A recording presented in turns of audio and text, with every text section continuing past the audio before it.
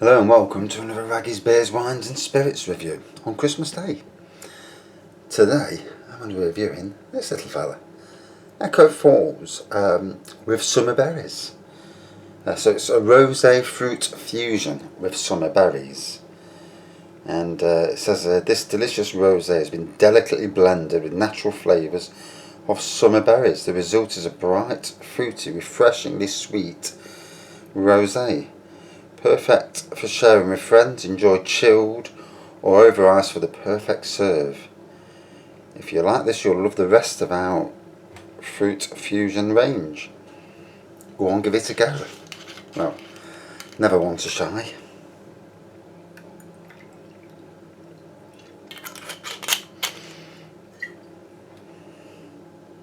And there we have it. So, my wife actually poured some of this out earlier, so I was only topping it up. She didn't finish it off, and she says, "Oh, you drink it." And I thought, well, I'll do a review. Waste not, want not. So, rosé in colour, lives up to its name, doesn't it? On the nose.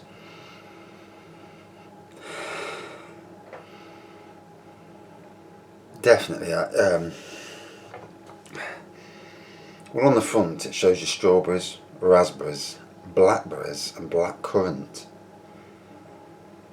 And I can pick out the raspberries and strawberries pretty much straight away.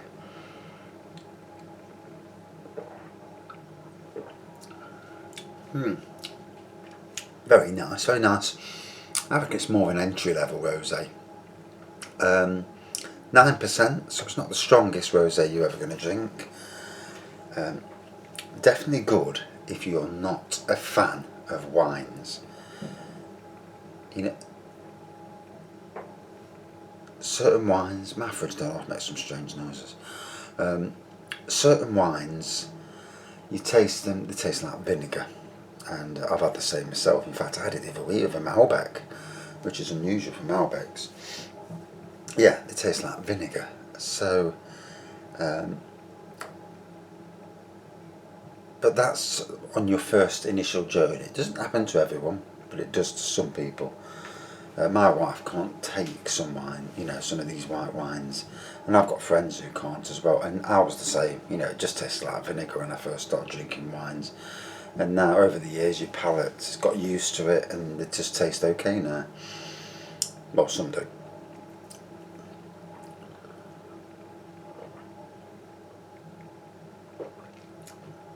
This is a very light, very refreshing, fruity entrance into the bigger world of proper wines.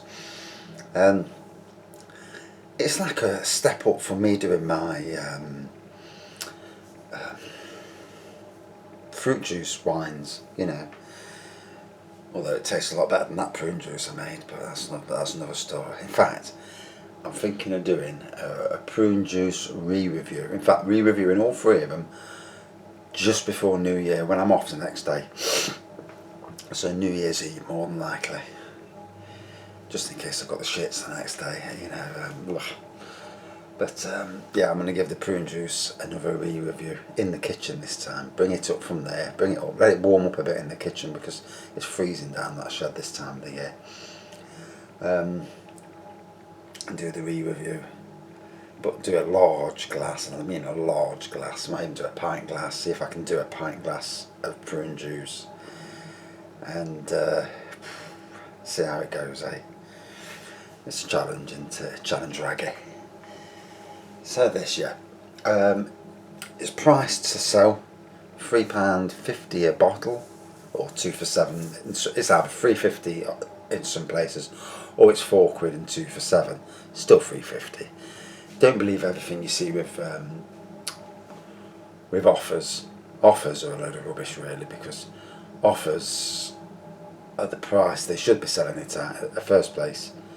When they take it off offer, it means they want you to buy the next thing they reduce to an offer price, which should be that price anyway. And that's why the likes of Aldi and Lidl don't really have a lot of their stuff on offer. They don't need to, it's already priced to sell. And you do see that a lot, especially in the big four supermarkets. That's just standard retail, isn't it? But if you didn't know this existed, I was told this by somebody who works for Foster's a rep, and they told me how it works, and it shocks you really that. So wines that are normally say they're £8 a bottle, and then they go on offer to £6. £6 the price they should be at. It's just at the £8 price. It's just so they can say they put it on offer, and it's all crafty, isn't it? You know. And then you go abroad and you see what the French and them everyone pay. They don't pay all the VAT and the tax we pay in this country, and you're shocked. No wonder they've got a good life over there. Why would you want to come here if you're paying for £2 a bottle? If you already live there, strange. Although I think our beers are better, but that's probably me being a bit pro-British. So yeah, it's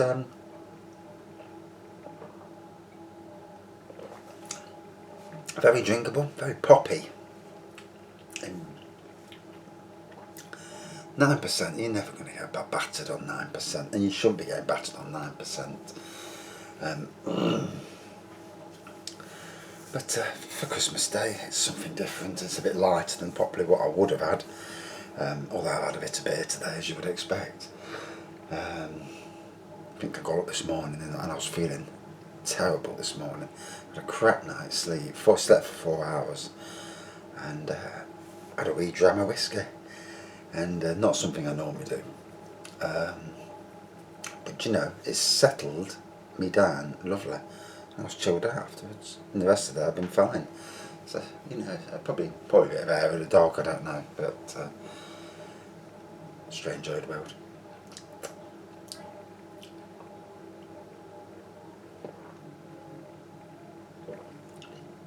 So Echo Falls make a lot of these different varieties in reds, whites and rosés, and I've got to say they've cornered an area of the market where you're introducing the non-wine drinking public into the wine arena, because you've got to get people in the door. Lagers bring people into the alcohol arena for that side. Fruit ciders bring people into that side as well, and obviously gin liqueurs have brought a lot of people in that wouldn't normally even bother with gins. And so in a lot of ways the evolution of wines and so on, it's a good thing because it's bringing people in. Price at the right sort of price, £3.50, you don't mind paying that for a bottle. And some of the best rosé wines are around that £5 to £6 mark. I don't think it's worth going up to a £20 rosé because the qualities, I don't think it's that much of a shift in quality.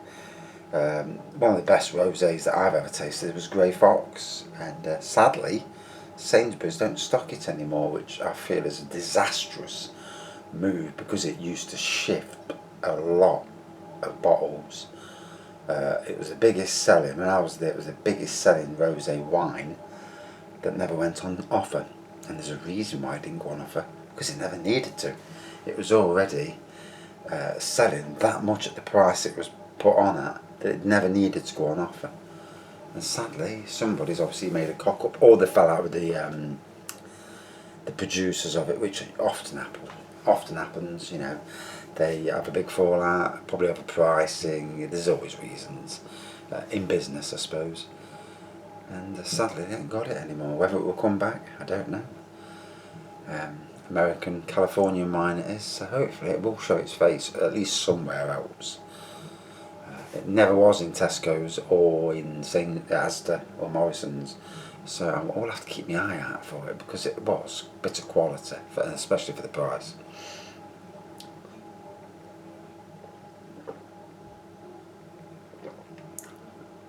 I like to break this fella down. Rosé in colour, obviously. Aroma of strawberries, raspberries. A taste of strawberries and raspberries. You can pick out the blackcurrant and the blackberries in there as well. All in all, a crowd pleaser of a wine. Not really a sort of wine that seasoned wine drinkers would probably want to try, but for people who not really fans of wine but want to step in the murky waters, It's a great little wine to jump in.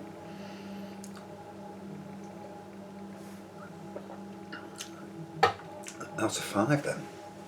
I did say it was 9%, didn't I? Out of 5. I'll give it a 4.1 out of 5. Yes, it was nice. The strength was a little low, to be fair, and it tastes like that as well. It tastes more like a 5% than a 9%. Good flavour, and good aroma. And like I say, it's aimed at, for me, it's aimed at the newbie wine drinker market. And it does a good job of it as well. And drink from chilled. Don't bother drinking it warm. Right. Thanks for watching. Hope you've all had a great Christmas dinner.